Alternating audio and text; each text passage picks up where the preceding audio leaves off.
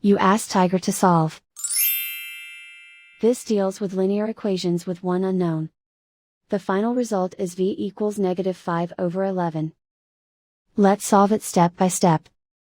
Simplify the expression. Expand the parentheses. Multiply the coefficients.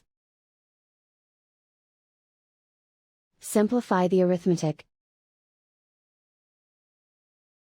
Group like terms.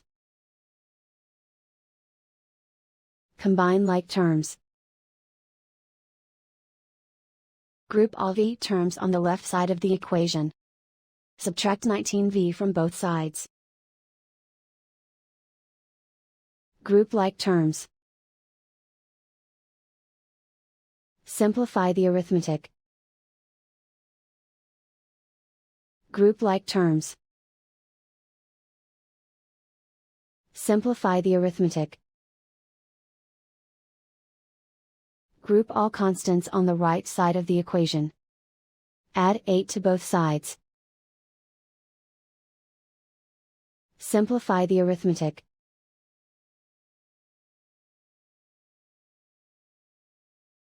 Isolate the v. Divide both sides by 11. Simplify the fraction.